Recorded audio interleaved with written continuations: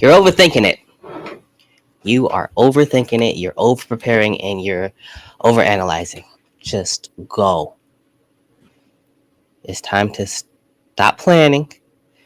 Stop procrastinating. Stop waiting till next week. Stop waiting till the perfect day. Stop waiting till it rains. Stop waiting till the clouds go out. Stop waiting till you feel good enough. Stop waiting for them to call back and just go. Why should today not be day one?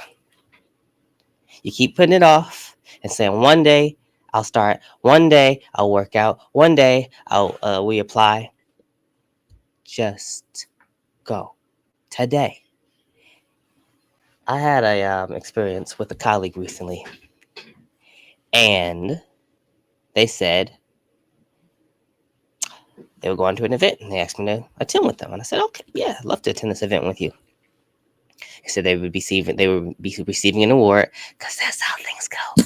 All this stuff is already scripted. When you go to award shows, they already know who's going to win. They probably already told the winner who's going to win. Now, I haven't been at the grand level, Emmys, Grammys, Oscars, but at local levels, we're talking about city and statewide, national generally, they already know. We find out. So anyway, my colleague said, I'm going to go to an event, and I'm going to be kind of honored at a place that's going to well known, the Little Caesars Arena. I said, well, congratulations on your award for their business, for the community work that they've been doing with their business. And I said, well, congratulations on your award, on your success. And yeah, I would love to attend if you have the time for me to be there. I'll be there, and I'll be there supporting you, cheering you on, and all that. They get their event. They go to their event. They get their award. A few days prior to that, about a week ago, while they're working, the news comes up, and someone from another station comes up, not live on DTV. Fortunately, we're on another job. Comes up and says, basically, their customers had signed them up to get another award and get some recognition.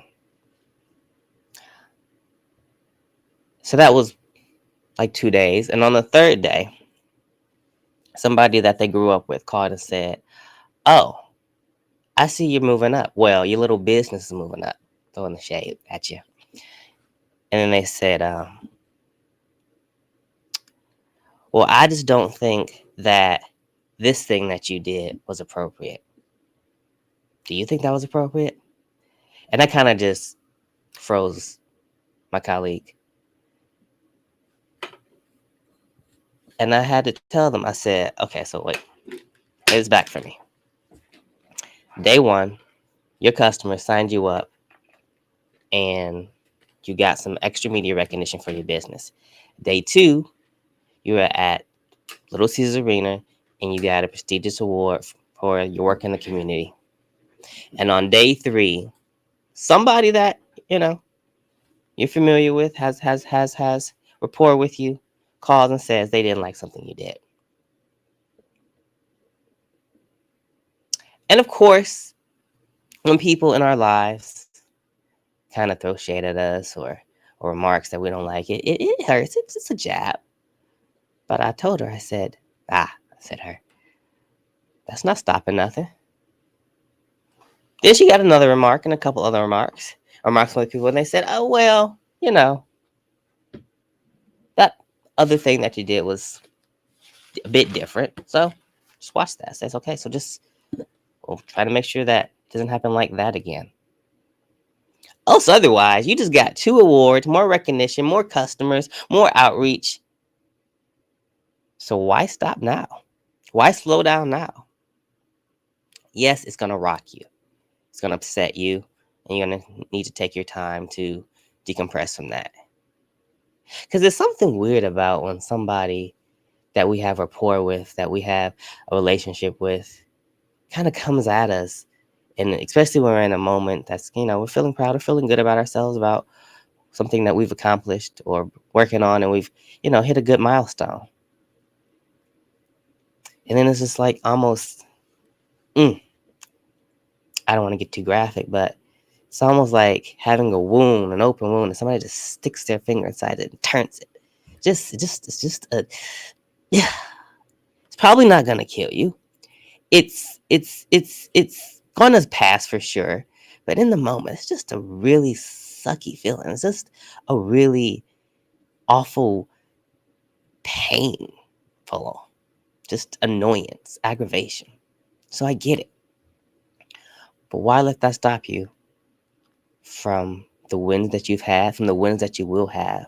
Why let that blow the wind out of your sails when you're just sailing through? I was gonna say selling wins out of your sails and then coasting through, but I feel like that was two different analogies. Cause sail, boats sail. I guess they sail and coast. I could have used that.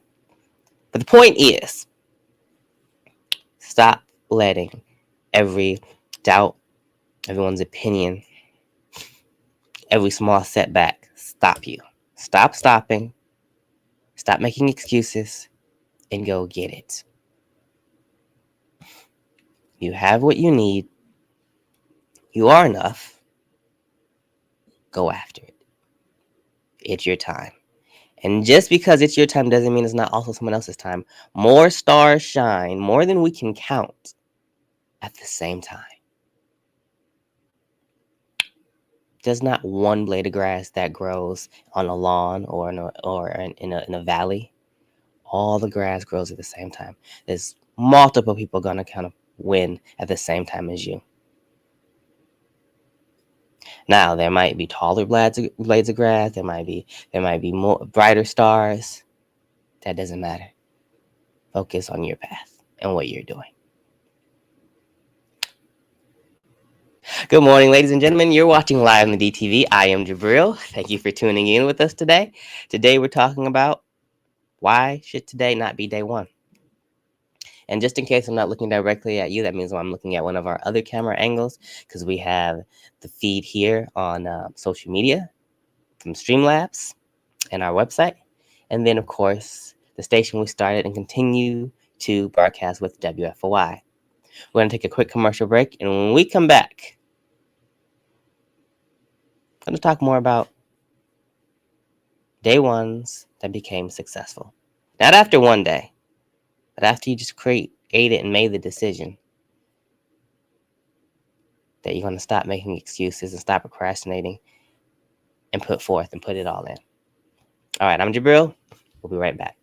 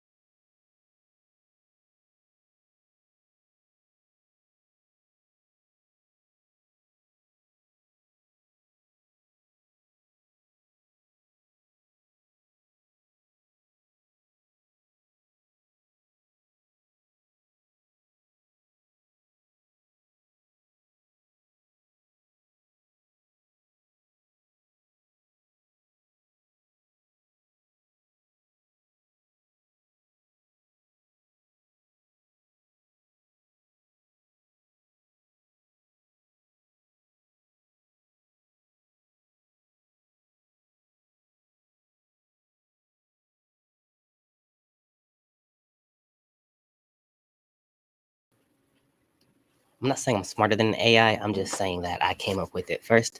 But like I said before, why should today not be your day one? And what will it take for you to get to that turning point that you're like, you know what? Today is not going to be my day one. Today is going to be my day one. I'm not going to wait till tomorrow. I'm not going to wait till next week. I'm not going to wait till the clouds and the sky looks beautiful and clear and it's a perfectly warm day and I'm in a perfect mood. I'm just going to go. But maybe you don't want to listen to me. But there's been this interesting technology that's been out for a little while, a couple of years. Well, it's been out for a lot longer, but it's becoming popular over the last few years. It's called AI. So I put this question in ChatGPT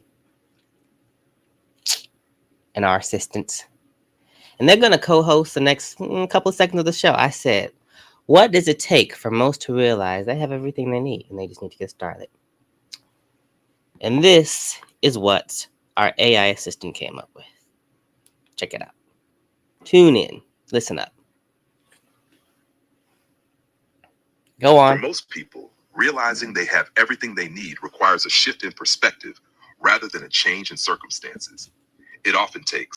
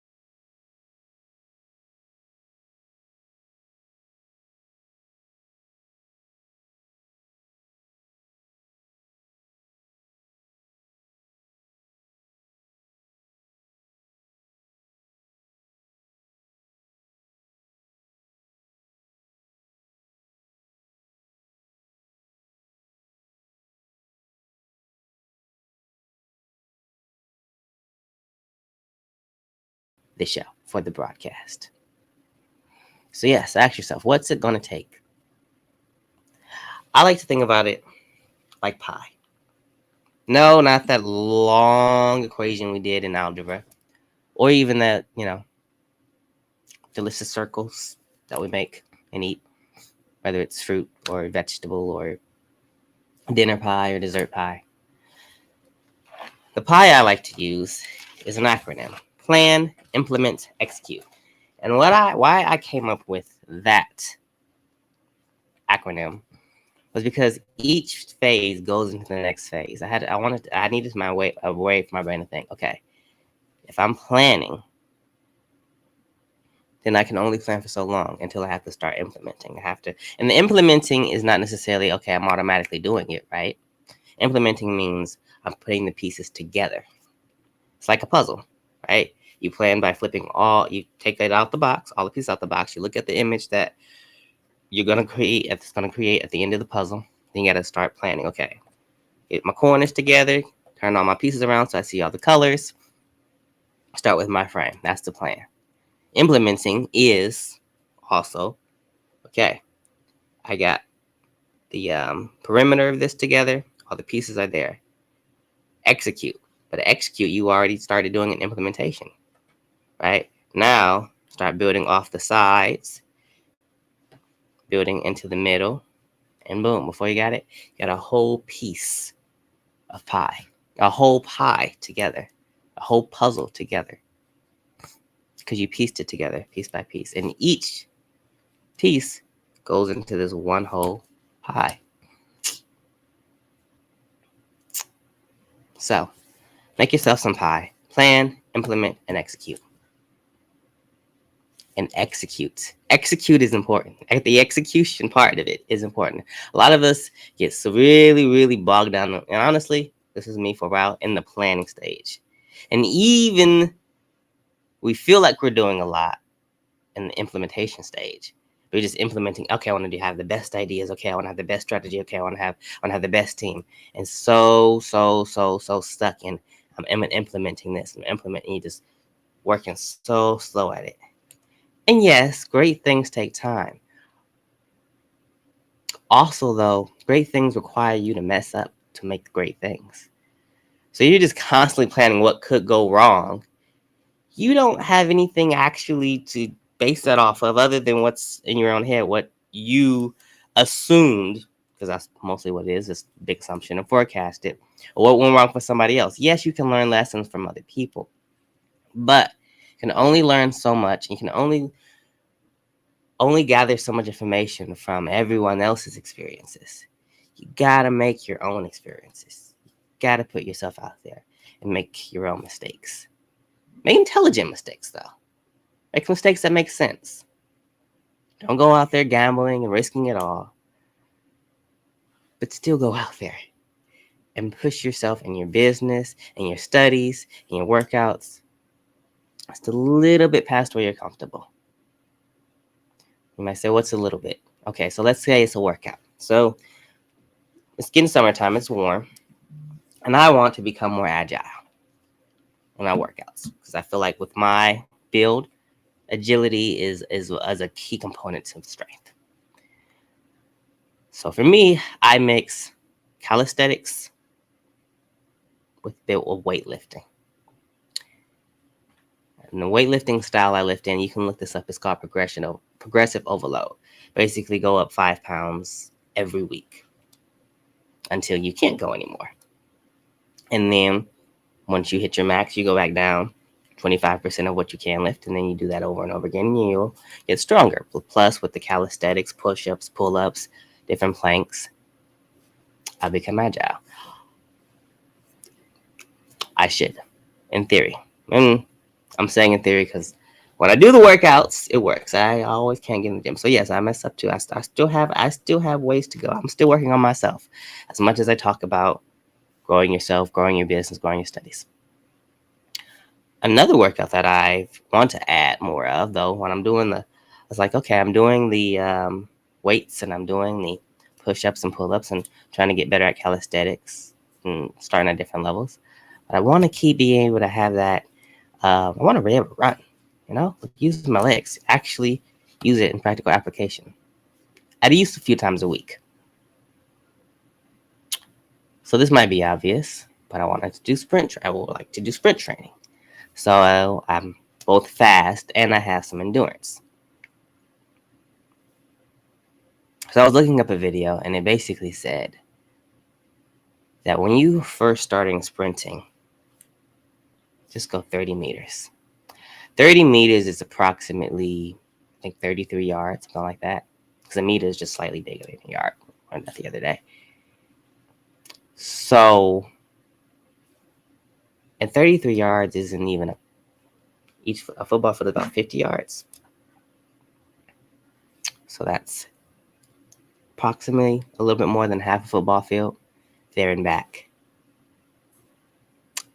Now, how does that go towards the point? If I do my full workout, I'm not going to feel like running on a treadmill and trying to do a whole mile. But if I do 3 30-yard sprints, basically approximately 100 yards, I can knock that out. And it's going to make me tired, and it's going to be soon, it's going to suck. But I'm not risking injury too much. I'm not overly exerting myself. I'm just pushing a little bit past of where I'm exhausted. And then I'm still getting the benefit out of what I want to do. Or I'll be so tired and sore and I realize, okay, I pushed it a little too hard the other day and got to dial it back. So next time, just do 60 yards. Maybe just do 30. Just do 1 rep. That's how you do it without gambling, without taking too many big risks. But there is still some risk. There's risk in everything. There's risk in trying and there's risk in not trying. But there's also reward. There's also learning. So does the reward outweigh the risk? Most of the time, when we're doing good, growing our business, growing ourselves, growing our families, our education, aptitude, the answer is yes. All right, that's about all the time we have here today. I got to get to an appointment, got to get to pheresis, so they're going to be taking all my blood, so I'm going to be exhausted for the rest of the day. But before we go, we're going to hear Mr. Abdul's final thought. What you got for us, Mr. Abdul?